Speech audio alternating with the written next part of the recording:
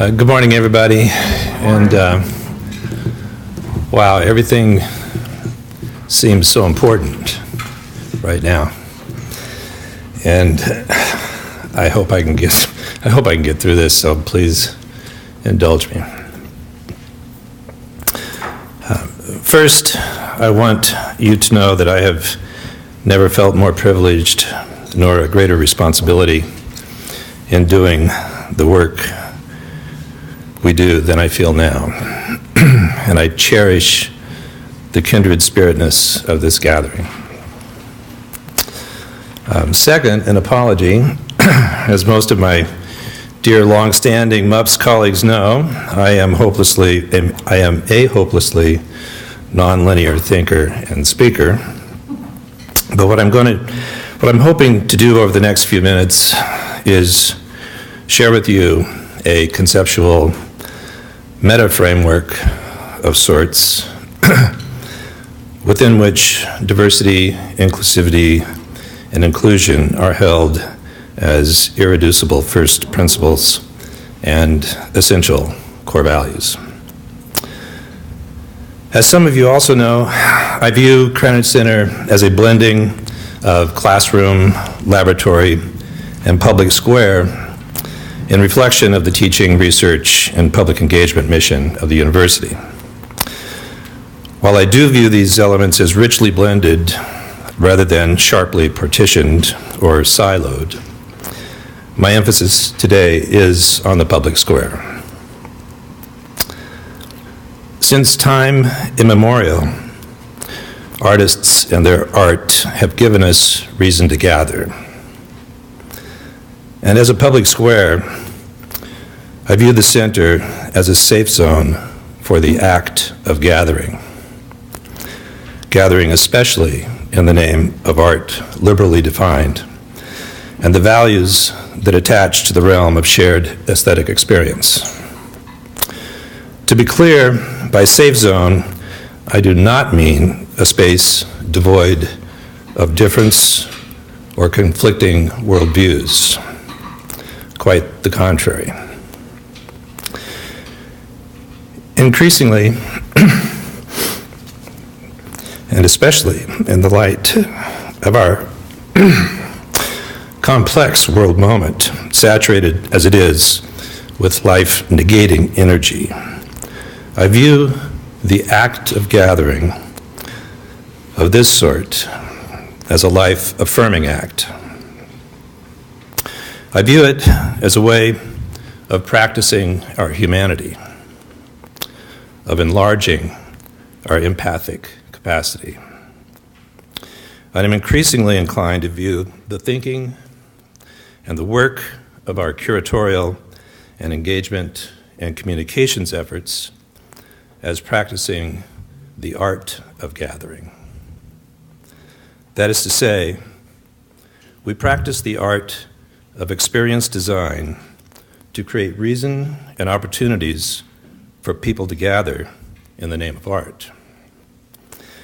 And when I refer to the art of gathering, I'm thinking not only of the idea of carefully or artfully designing the potential experience of a gathering. I'm thinking about the potential accumulative effect of multiple experiences over time, and not just over the course of a season, but over the long view of multiple seasons, and always with our students centrally in mind, as well as those of our broader community and region, from toddlers to lifelong learners, for people from all walks of life. Krannert Center strives to keep its doors wide open.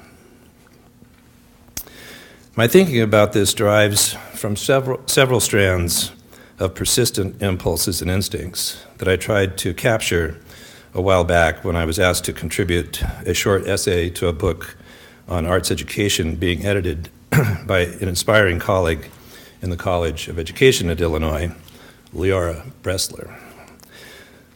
Leora asked me to write on the role of cultural centers vis-a-vis lifelong and informal learning, but she gave me permission to approach it from a more personal perspective.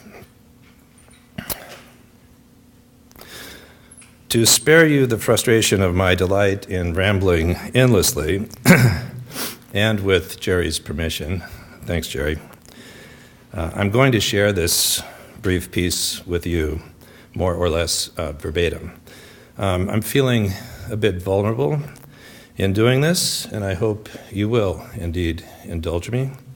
This is not a piece of academic writing, as I'm certain you will quickly detect. Respectfully, all of those faculty in the room, please. But I am in the process of revising the piece, and I welcome your critical feedback and suggestions, preferably over a scotch at the bar. So here it goes. The somewhat unwieldy title of this piece is Cultural Centers and Strategies of Being, Creativity, Sanctuary, the Public Square, and Contexts for Exchange. This should only take a few minutes, but wow, okay. There is little doubt that the role of the cultural center, the museum, the opera house, the theater, the symphony hall, the performing arts center, and so on, has been of considerable value throughout history. It should also be noted, of course, that in some cultures, those in which what we refer to as art or culture in the aesthetic sense is more naturally and seamlessly woven throughout the societal experience, the very notion of a cultural center might well be considered alien or irrelevant and certainly unnecessary. But in those societies in which cultural centers are found, it's my view that such institutions have never been of more potentially critical importance, even necessity, than they are today. I say this because I believe the development of one's own personal strategy of being has never been more critical than it is today, and that cultural centers provide entry to one of the most important aspects of human experience one can employ in the development of such a strategy. I use the word necessity here with clear intent. Our world moment is overfilled with the tragic and ominously threatening. Is it possible that a single day now passes in which virtually every woman, man, and child of a certain age in our society does not have at least a passing thought on racism, terrorism, environmental degradation, nuclear proliferation, extreme intolerance, abject poverty, or any other of a growing handful of deeply troubling issues? In the light of such circumstances, it would seem abundantly self-evident that deeply life-affirming experience should rank high on our priority list in the quest for well-being of individuals, families, communities, societies, and our collective humanity. But it also appears that we often fail to view and actively seek out such experience as a vital counterpoint to the array of life-denying phenomena of our time. This is where the notion of strategies of being can step in. I borrowed this notion from a brilliant art historian and colleague at the University of Illinois, Jonathan Feinberg, who incorporated it into the title of his intriguing survey of contemporary work published as Art Since 1940, Strategies of Being. Drawing upon his strong interest in psychology, Feinberg developed and used the concept to explore the mindsets and impulses that drive the work of extraordinary artists and that distinguish them from one another. My adaptation of his concept is an attempt to help generate broader frames within which individuals living in today's world can more purposely imagine their lives and the critical experiences that help define them. In a general manner of speaking, one's strategy of being might be thought of as one's philosophy of life. But I prefer strategy of being because it connotes a more active, more intentional frame of mind. Philosophy can often find itself sitting on the shelf rather than actively influencing the actions of individuals, especially when they find themselves facing extraordinary challenge. I think of one's strategy of being not only as the composite of one's views of religion, politics, socioeconomics, sexual orientation, and so forth, but also as the composite of priority actions to one commits with clear intent, and that sets one's life pathway. It is a personal meta-strategy, if you will. The absence, intentional or otherwise, of a commitment to seeking out life-affirming experience as part of one's strategy of being is, in my view, at best an unfortunately missed opportunity, and at worst a fatal flaw, a profound act of surrender. Conversely, I believe that a conscious commitment to seeking out such experience can have a profoundly positive impact on one's well-being. In our society, however, it seems that even when individuals do consider such a commitment, they tend to see but a limited set of experience options available to them, such as attending religious services or athletic events. To be sure, these experiences can be powerfully meaningful and uplifting, but it is all too clear that the option of aesthetic experience does not, ironically, readily occur to most people in our society. I say ironically because it is no secret that meaningful aesthetic experience can be one of the most deeply transformative of human experiences. That it barely registers on the radar screen of society at large, yet again, especially during a time of extraordinary challenge, should do nothing but motivate cultural workers all the more to imagine new ways of bringing this option into the broader consciousness. The Cultural Center holds a special place in this scenario, for it is nothing if not a place of potentially extraordinary experience, different in nature from that of religion, athletics, and other meaningful and useful realms of human experience, to be sure, but also highly potent. In ways others cannot, and perhaps should not, even if they could, the Cultural Center can function powerfully and simultaneously as sanctuary, public square, and as a creator of contexts for exchange. Context for exchange is also a borrowed notion, one that I gratefully attribute to Nancy Cantor, former Chancellor at Illinois, and a social psychologist who has given serious thought to the role of the arts in society. The Cultural Center, by the very nature of its work in presenting and exhibiting the art of the past and the art of our time, is a creator of contexts for the exchange of ideas, of cultural backgrounds and experience, and of political and social perspectives. As a safe zone for such exchange, it can help negotiate the divides, generational, religious, lifestyle, racial, and others, that tear away at the fabric of our togetherness. To take this notion further, I believe that at its best and most profound, the Cultural Center is a place in which difference of ideas, backgrounds, perspectives, and so on, itself is transcended, and in the most potent of instances, disappears. It is a place for what the scholar and culture critic Edward Said called the extreme occasion, the moment in which one experiences simultaneously the intensely personal and publicly shared. It can be the vehicle to bring about for the first time within an individual a deep Dewey-esque sense of perception. It can be the place in which, through the experiential process of deep perception, one can dig down far enough to get outside oneself and sense one's connection to our collective humanity.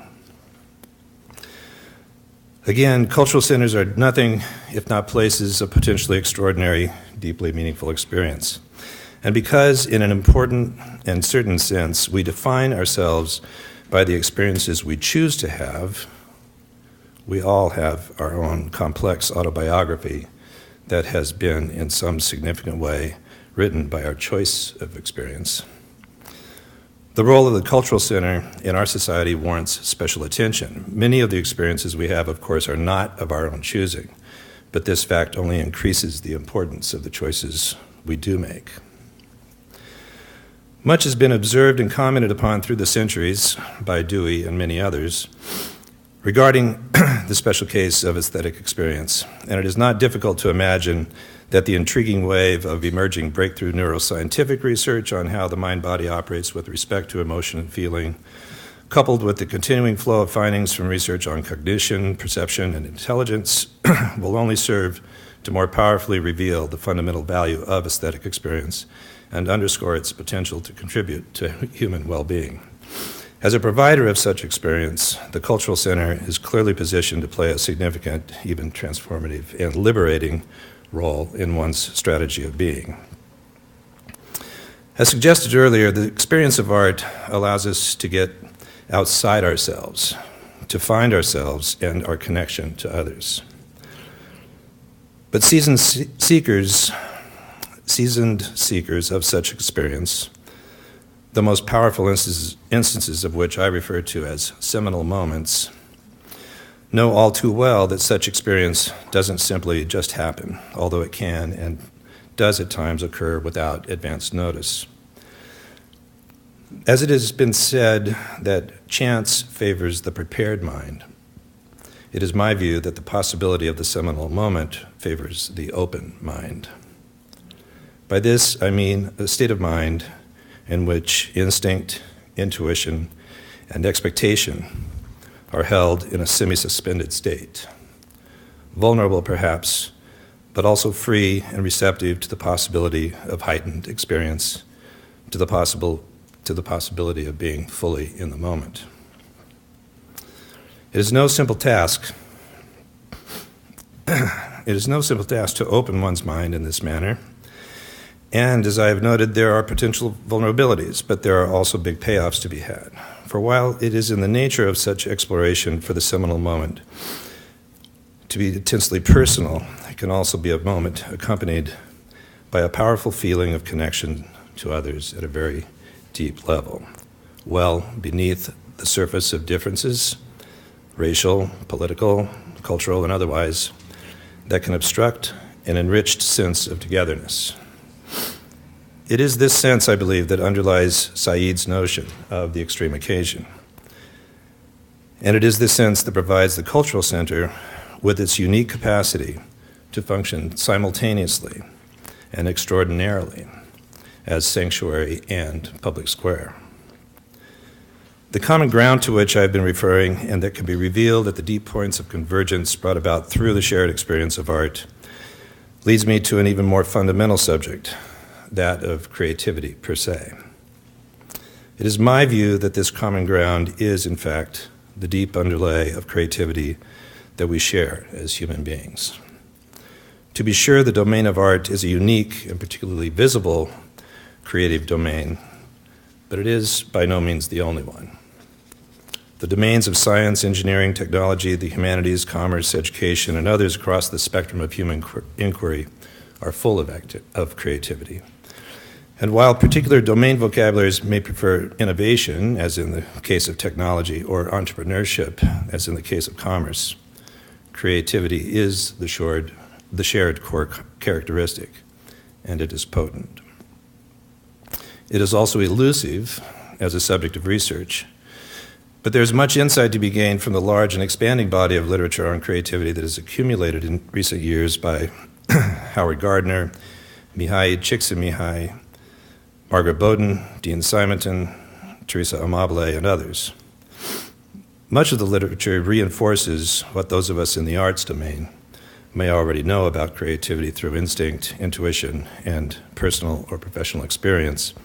But there is also much in the literature that will cause the curious and open arts thinker to reconsider regarding core assumptions. It is clear that a fuller understanding of the nature and needs of creativity and a commitment to viewing creativity simultaneously from an every man, every woman, every child, every day perspective, as well as from a perspective that vigorously pursues and nurtures extraordinary instances of creative potential, can lead to a greater achievement and fulfillment of goals, no matter the particular domain. Excuse me. I'm almost done. I point out that art is but one creative domain because I believe it is important for artists and those dedicated to them not to forget that they do not hold exclusive rights on the deeply embedded, indeed, what some argue to be the defining core human characteristic of creativity. But I also believe that as a touchstone realm of human experience, the domain of art holds unique potential as an entry point to a powerful pathway of discovery that can lead individuals to an inspiring sense of our collective humanity. It is a special and sometimes mysterious pathway, one that can create extreme discomfort as well as extreme exhilaration, but one well worth the risk of pursuing.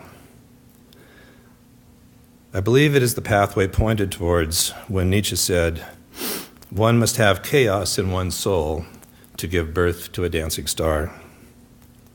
When Baudelaire attached the element of strangeness to beauty, and when the contemporary British performer Seal recorded the line, "But we're never going to survive unless we get a little crazy."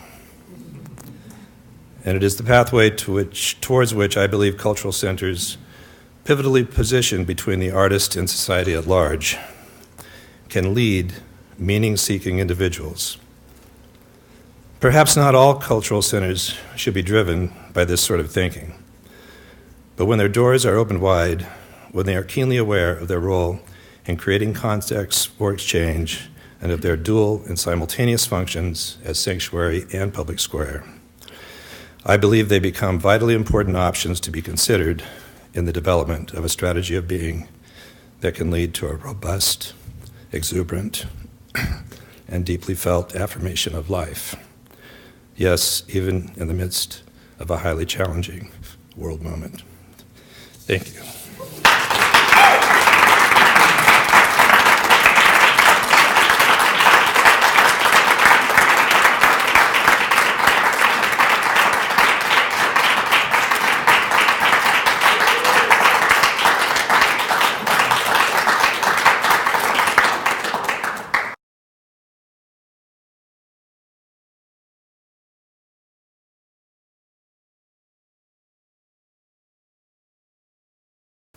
Well, thank you, Mike, for that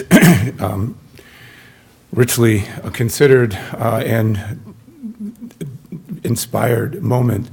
I'm not sure, I know you wrote that earlier, but it seems like it was written especially for this moment of challenge that you cited there, and certainly for the moment we share now. I'm not sure exactly how to open my file. I'm not sure exactly how we can improve on that, but I think I will accept your invitation to the Scotch later on, so that we can talk about that and many other possibilities. Thank you for giving me an opportunity to share and to build on those remarks with our panel. This panel discussion is framed by the questions: why diversity? Why now? What must we do? As a journalist, a storyteller, and even as a lawyer, the advocate of a central point, the narrator of the opening and closing argument, I am bound by thematic thread, the point of it all, that thing that ties together all other things, that narrative DNA. So keeping in mind those driving questions, I want to pick up on what I see as a thematic point here.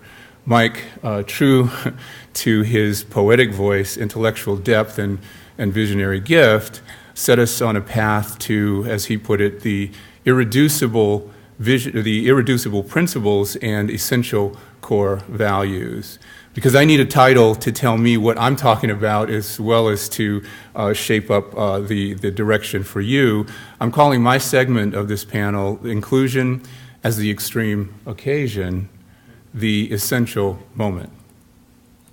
The extreme occasion, we have heard, is that point of both solitude and sharing all at once. A physicist might call it a unified theory, the point of realization in a quantum sense and of connection in relativity terms. The extreme occasion, the Big Bang, the essential moment, essential in every sense of the word, imperative, ultimate. The essential moment, the moment of realization, the moment to which all other moments lead. the moment beyond which no other moments need even occur, the essential moment. Why diversity? Because it is essential, imperative, ultimate. For too long, we've come to see each other in oppositional terms.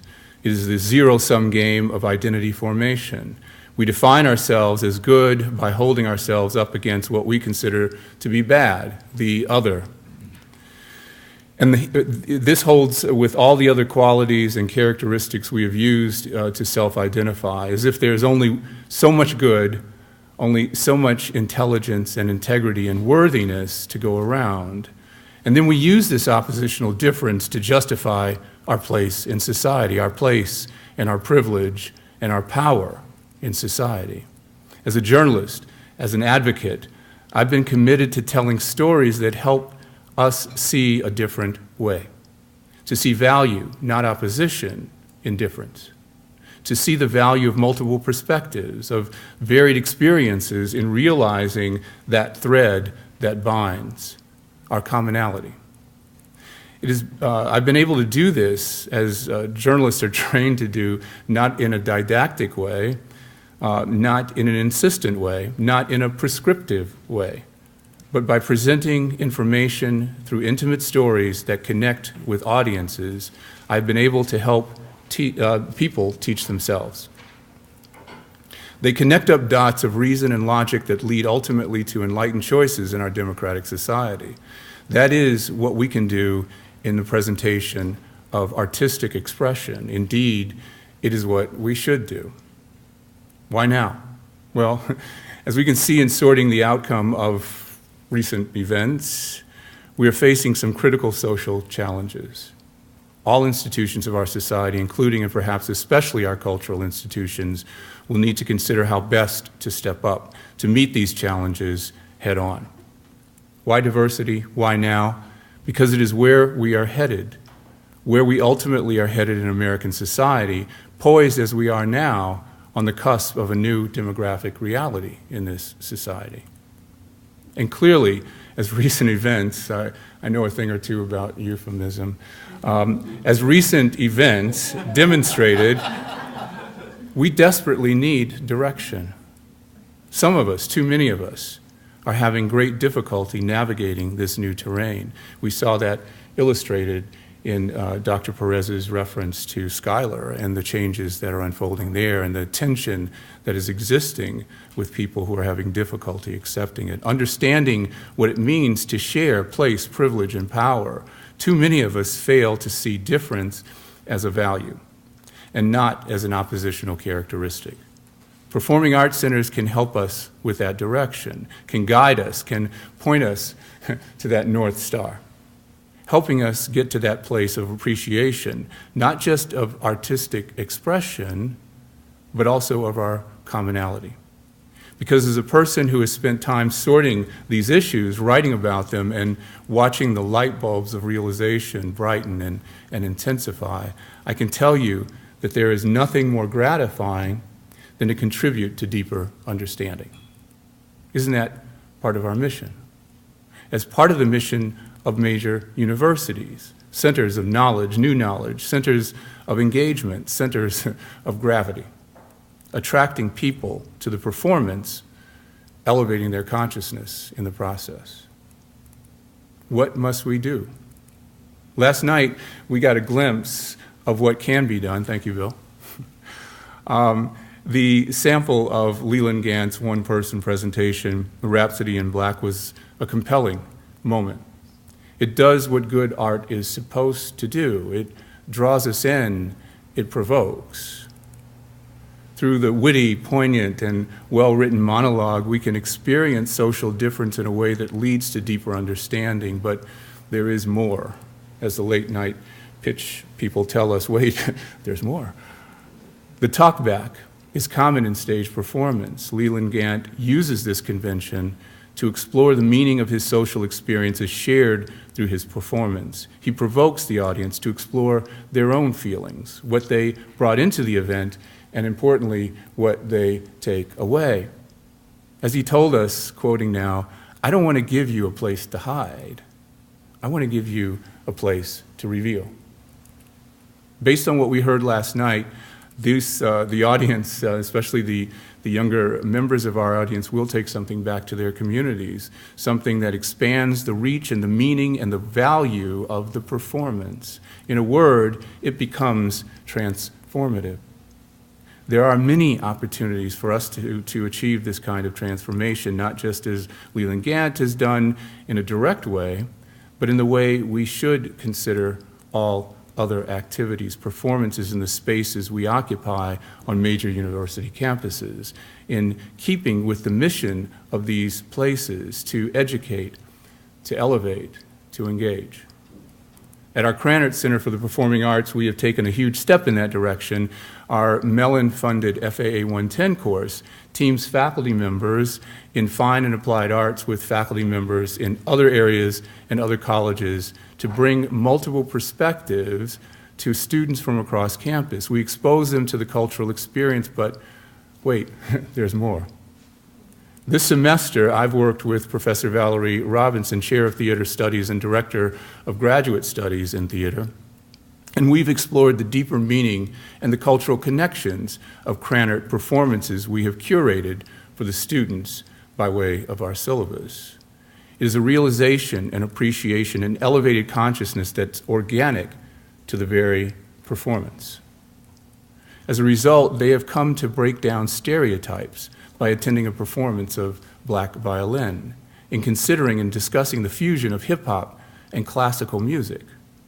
They've come to break down privilege by attending a performance of Superstrip, the presentation of Lucky Plush, considering their own superpowers, as we encourage them to do, their unique gifts, their singular ability to make an important difference in the world. They've come to appreciate their commonality through a performance of the Havana, Cuba All-Stars, appreciating the blended African and European and indigenous heritage of the players, appreciating the harmony of that intersection, dancing to the beat of salsa. And our students did get up and dance. In addition to programming decisions, booking established events, Krannert also has supported the development of new works by, you'll have to excuse me because this is going to sound awfully self-serving because, well, it's a little about me. Krannert has supported the development of new works by talented and visionary artists, works that connect with audiences in meaningful ways, in transformative ways. One project, and this is really about the project, one project underway now is the dramatic adaptation of the Emmy Award-winning documentary Inheritance. This play is an extension of the Schindler's List story and originally produced as a documentary film by James Mall, an Academy Award-winning director, protege of Steven Spielberg, and founding executive director of the Shoah Foundation. Through this work, we will explore the horrific genocidal potential of the social construction of difference. And we will do it in a way that resonates in our contemporary moment. Did I mention recent events? In a compelling conversation between a Schindler survivor and the daughter of the pathological commander of the Wachau concentration camp featured in Schindler's List, we probe traumatic memory and denial. We will experience that conversation, that extreme occasion, that moment of personal awakening, that moment of connection to something larger than ourselves, that transformative moment, that essential moment. As we see certain themes play out on the national stage, we have to consider performing arts as points of intervention as well as entertainment. We are at a critical point in our history. We will cross our boundaries. Will we cross our boundaries, freely exploring new terrain of understanding and enrichment? Or will we build walls of indifference, closing ourselves in, putting our consciousness on lockdown? As presenters of established and newly developed works that provoke new public awareness, we can achieve a profound success in ways that cannot be measured merely by ticket sales and critical reviews. Our success will be measured by the conversations we stimulate and the understanding we generate. And the next generation is waiting. Thank you.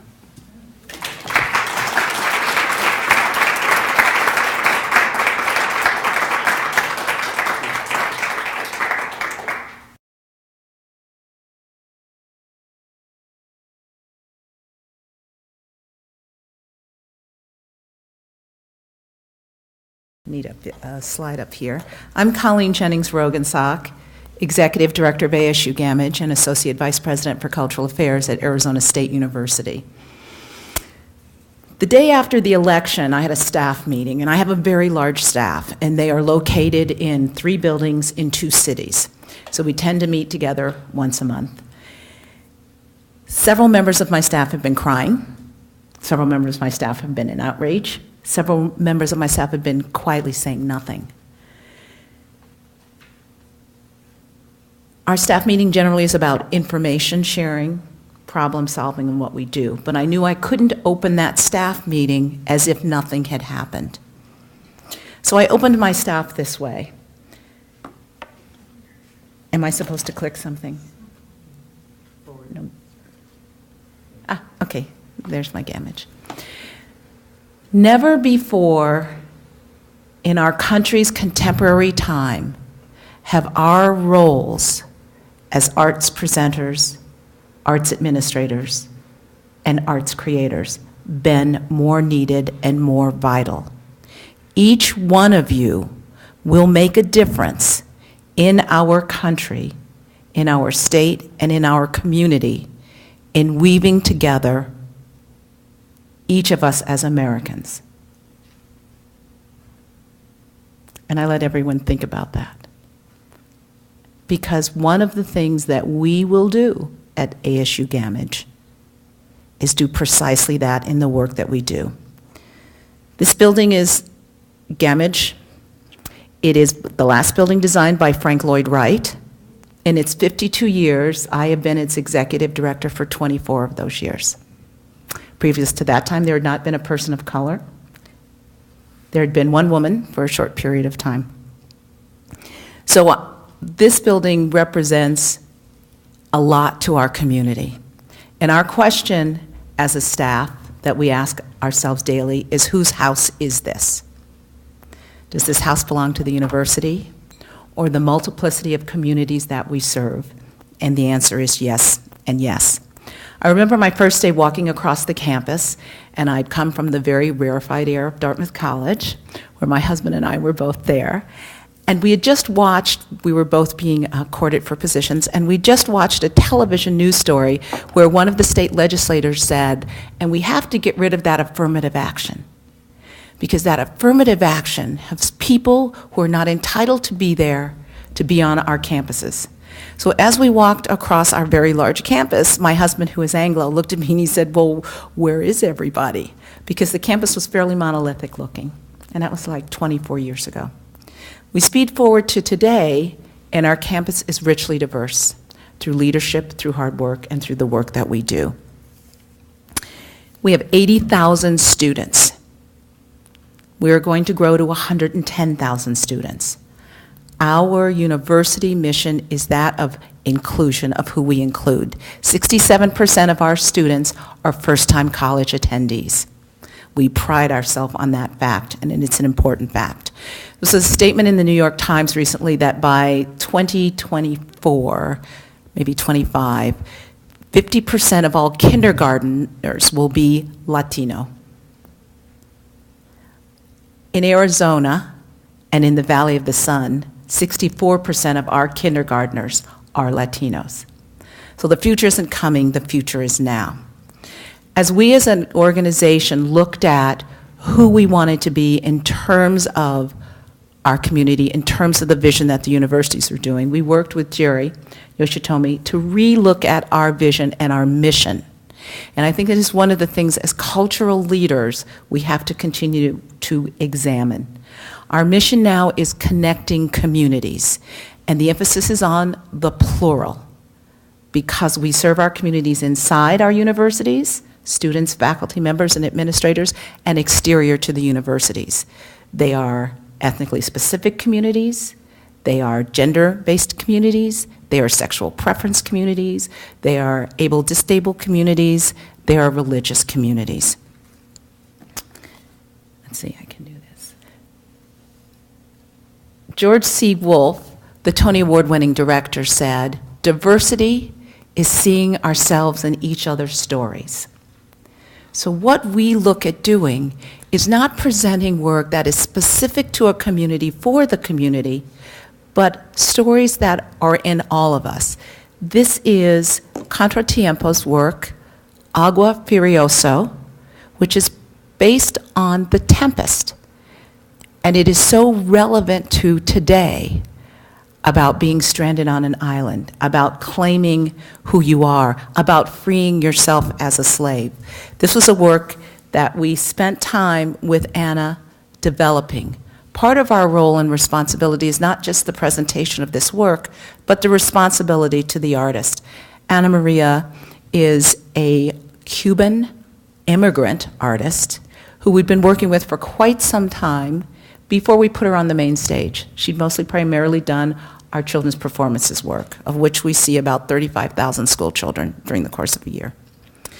This work in particular, which we shared with not only our communities, not only with our school children, but presented it in various locations, really captured the notion of the immigrant experience in our country and provided a way and a place for people to talk about that experience, an experience at this point in time which has been negated. We also focus on the fact that there is diversity inside diversity. This is Kyle Abraham's work, and it is called Dearest Home. We will have the Avant premiere, this is Kyle's words, because we're not having the premiere, we're having the premiere before the premiere. And this is a work about love and loss and who we love and how we love. And it deals with stories of same-sex love, of losing family members, of a myriad of things. And that notion of diversity inside diversity is something that we have to stay focused on, because we tend to just think diversity is either just us or just one particular story. I was speaking with Michelle on the break, and one of the things we were talking about is the role of women. And sometimes when we talk about diversity, we forget about the hardship, and those of us who are women in this room understand and face, and the notion of still being leaders in what is pretty a homogeneous patriarchal society.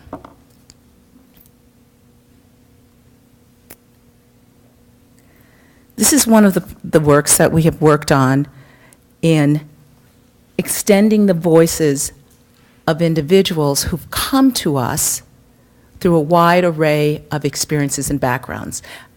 Amanda Arboleda is here with us, and she is our manager of cultural participation.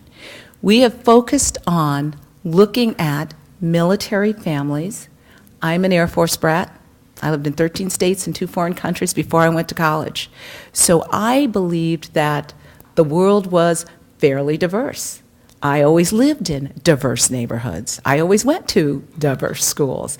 And it didn't dawn on me until my father became a civilian after 35 years, and I went to my first church service, and the service was over with, and I looked at my mom and dad and said, "Why didn't we sing Lord Guard and Guide the Men Who Fly? That always indicates the end of church." And my dad said, "Well, they don't sing that outside of military bases." I'd never been to a religious service that wasn't on a military base. But this is a program of people talking about that experience in light of an artist who we have been working with, Vijay Iyer, and Vijay brought together a number of artists with us. This is Maurice Dekalb, who is a military Marine who fought in Afghanistan, who's a spoken word poet. And to have him come and speak with other individuals, both in the military and out of the military, about that experience. Our Wallace grant we have is focused on the fact that people can sit next to people in the dark and share an experience, irrespective of who you are. The reason we focused on military families is we found most military people are pretty comfortable sitting next to whomever they sit next to, and that it is an example that we can look and go forward on. Maurice here in this case is at Pilgrim's Rest Baptist Church talking about those experiences.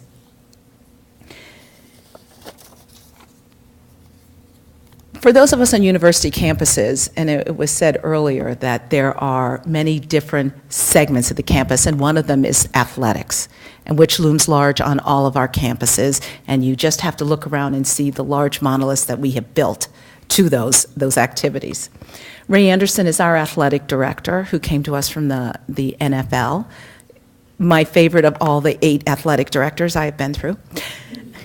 I said the bar's not that high, Ray, but Ray's made it higher. One of the things that Ray and I talked about was our athletes, and where we see some of our greatest diversity on campuses with our athletes. What do we do and how do we engage them? And Ray, myself, and our First Lady of Athletics, Buffy, his wife, came up with a program which is called our Senior Cultural Experience. Every athlete in their senior year, we're looking at expanding that, but every athlete in their senior year will have a cultural experience. We'll have an experience that deals with inclusion, leadership, dedication, focus, meaning. This is Black Angels Over Tuskegee. Leon Gray, who is a playwright, an African-American playwright, started out in Hollywood working and trying to find his way, and then he discovered the only way to have his stories told were to write them himself. He wrote this play and said, well, why am I in Hollywood? I'm going to move back to New Jersey, where I'm from, and do this work. The company came, and they're actually all now, those are ASU camouflage Sun Devil gears. The company came and spent several weeks with us. Not only did they work with all of our athletic teams, not only did they do performances for children, but they also did performances where we had solely athletes and then a number of other folks. This is the program here. What we found is we had the captain of the basketball team say, not only did I not know the story of the Tuskegee Airmen, I'd never been in this theater. Of which, got me by the throat and said, well, what we absolutely have to do is figure out how to expand that and make sure this is not your senior experience, but your experience all year long. And that's Ray, his wife Buffy, my husband Kurt, who is a volcanologist, a science professor on the campus, and myself. And one of the things we have opted to do for our next experience is the musical Hamilton will be with us for a month, and every athlete at Arizona State University will see that show. But we'll not just see that show. We are looking at a campus-wide discussion of Hamilton. Every academic department will have a role to play. Our president will lead a discussion with the biographers of both the book Hamilton and of Aaron Burr. And it will be a focus for the year, and we are fortunate enough to be able to do that and make that happen. As I had said earlier, over 64% of our kindergartners are Latino. Natalia Lafourcade is an indie rock Mexican artist. She came, we asked her to come and perform in our community. This is a discussion base that she did with our young people and with millennials and a number of people in our community. And as the discussion began, and Amanda was there, she said, I'm much more comfortable talking in Spanish. How do we feel about that? Everybody raised their hand and said, cool. So this whole presentation was in Spanish. The night that we presented Natalia, the audience was filled with young people we had not seen in our audiences before, and people who were primarily Latino, primarily Mexican American. One of the things we think is very important is the impact, and that we have an understanding in the work that we do opens the doors for other people. We have a focus group of Latino leaders in the city that we meet with, in the valley, that we meet with and discuss how we do this work, where we do this work, and with whom we do this work. That's Viola Davis. One of the things we think it's really important is to recognize our heroes. We do a lot of work with our Center for Race and Democracy, which deals with exactly those titles, and every year we help to sponsor an individual who will be the keynote speaker. We do that presentation in the community. We don't do it on the campus, so that everyone on the campus has to travel to do that. Viola Davis talked about what it was like to be a woman, to be African American, to come from an abused home, and to find her way. We saluted the fact that that work she does live on the stage, that she has a production company, that she specifically hires young people, and young people who've had a struggle to go to work in her company, and that is her husband to the left. My assistant said, are you just going to call him her husband? I go, yep, I am. This is, yep, I am. Let's just move on. Jeremy Gillette. I'm fortunate enough to sit on a board of directors of the Broadway League. It's an organization that overviews all of the theaters on Broadway as well as touring Broadway. And I chair the Inclusion Committee. And at the time I was chairing the Inclusion Committee, Margot Lyon, who is on President Obama's President Committee, said to me, I feel so sorry for Colleen. She's got to chair a committee about inclusion on Broadway as it pertains to the people who make Broadway, producers, directors, general managers, press agents. Poor thing. How many press agents do you think of color there are in New York City? And there are thousands of them. How many of color do you think? Throw out a guess. 20. Irene Gandy is her name, and she is African American. So this program we've put together, which is called the Broadway League AdPAM Diversity Committee, is to work with young people in terms of the work of Broadway. Jeremy Gillette, who's an Arizona State University student, was our first national intern. What happens is a company comes into town, the intern spends time with the company manager, understands what that is, and then sort of launches their way in their relationship on Broadway. Jeremy actually is touring a piece now called Black and 25 in America. He's been in 3 commercial films and has done work. Of all of our interns across the country, from presenting organizations across the country, 67% of them, these are all young people of color, are working on Broadway today. We are so thrilled. We are so proud. In fact, there's a lunch at Sardi's as I speak that I am not at because I am here, that we are not only thanking them, but announcing another program we have, of which Leon Gray, who was with Tuskegee Airmen, it's called the Broadway Fellowship, of which we pay a salary to someone working on Broadway, a person of color, to connect them further to the work that's there.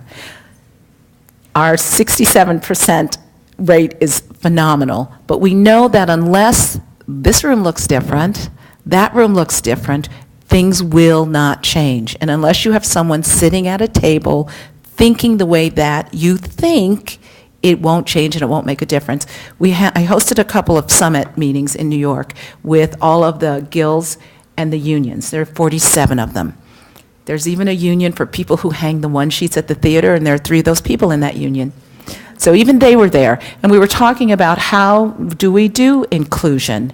And we had the casting directors union there, and Telsey was one of the largest casting directors, said, you know, you got to do what Hollywood did. Sandra Rhimes was a Dartmouth alum, was one of my students. They sat down, and Sandra said, you know, I need to have a judge, and I need to have a judge for this scene, for this TV show, blah, blah, blah, blah, blah. Casting director went away, came back, and presented 12 white men in their 60s. And she said, did I say to you I needed 12 white men? Did I say to you they had to be in their 60s? No, I said I needed a judge. It's got to look different. And because she's the boss, and because all the sponsors in Hollywood are saying, I'm not going to sell my tires, and I'm not going to sell my gas, and I'm not going to sell my diapers to a monolithic group, the shows we fund better look like the country we serve. And that's a lesson that Broadway is just learning and figuring out. Clearly, God bless you, Lin-Manuel Miranda, it's making a big difference on what Broadway is thinking about. But unless we look at the economics of the situation, unless we look at who chooses, those who choose, those who choose. Everyone around the table was chosen by someone. All of us who are CEOs were chosen by a board of directors or the president of the university. Those who choose will make a difference here. I think I'm going to ask you to wrap it up? yeah. Okay. Again, one of the other things that we think is vitally important is that young people have a voice. Our Mellon Grant is about projecting all voices, and we're working with young people in the community from high school all the way through their graduate school program. This is Martha Gonzalez. One of the things as arts presenters and as people who work with artists is the commitment of long-term commitment. We have an artist in residence program. An artist comes with us for 3 years. Martha Gonzalez is with us as a composer, working in the community as well as outside the community. Let's see. Again, recognizing the role of women is very important. These are two women who have received our MLK Award. Fatima Halim has been working in the prisons and working through a program we have called Journey Home and making that happen. And this young woman here, this is Jasmine Angel, as a sophomore at Arizona State University, started a Center for Abused Women, which is still run, and she's now a senior this year, still running in the community. Jeremy, Jasmine, the number of young people we have can make differences. And I think sometimes we think you have to be important, you have to have, they all are important, you have to have lots of money, you have to have power, you have to have position, you have to have a title. You actually don't to make these things happen. I think I'm going to just wrap up by saying one of the things I find in terms of us and as we look at inclusion is that we never forget the three questions that we ask when we work with people. What do you want? What do I want? And what do we want together? And it is what we want together that's going to move us ahead and change us. Thank you, Jerry.